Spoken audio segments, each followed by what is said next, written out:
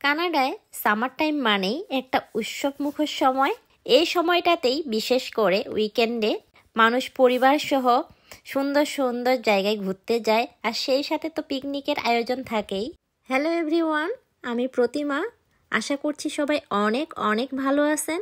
আমরাও আপনাদের ভালোবাসা ও আশীর্বাদে বেশ ভালো আছি।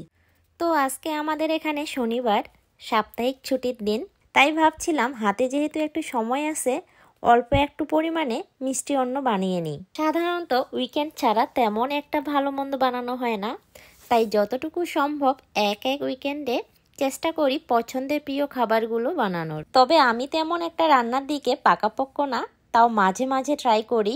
আসলে কিছু শিখতে গেলে আগে চেষ্টাটা থাকার লাগে। তো যাই হোক, আমি এখানে মিষ্টি অন্ন বানানোর জন্য 1 লিটারের মতো দুধ নিয়েছি। এরপর এতে কয়েকটা এলাচ ও তার সাথে কয়েকটা তেজপাতাও দিয়েছি। মিষ্টি অন্নের সুগন্ধি ঘ্রাণের জন্য এগুলোর কোনো কিন্তু বিকল্প হয় না। এরপর দুধটাকে ভালোভাবে জ্বালিয়ে নিয়ে এর মধ্যে দিয়ে দিব 1 মুঠো চাল। তারপর চালটা ভালোভাবে সিদ্ধ হয়ে এলে এর মধ্যে দিয়ে দিই চিনি।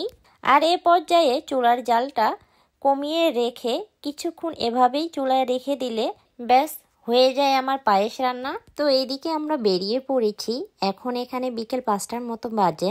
আমরা দুপুরে খাওয়া দাওয়া শেষ করে একটু রেস্ট নিয়ে তারপর বেরিয়েছি। আজকে যাচ্ছি একটা পার্কে, যেটা বার্লিংটনে অবস্থিত।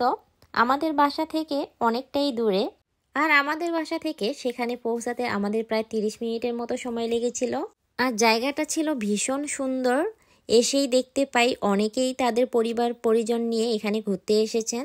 আর এরকম মনোরম পরিবেশে প্রিয় মানুষদের সাথে গল্পের সুরে সুরে রান্নার পাশাপাশি খাওয়া দাওয়াটাও কিন্তু দারুণ জমে ওঠে। আর এর পাশাপাশি এই পার্কের গা ঘেঁষে গড়ে উঠেছে কিন্তু একটা সুন্দর লেক। আর লেকের জলটা ছিল অনেক স্বচ্ছ ও সুন্দর, যা দেখে মন এমনিতেই প্রশান্তিতে ভরে যায়। আর এইদিকে তো নীল পুরো ছোট বাচ্চাদের মতো খেলা শুরু করে দিয়েছে। তো যাই হোক, এই ছিল আজকের আমাদের মিনি ট্যুর। আর আজকে এ পর্যন্তই। সবাই ভালো থাকবেন।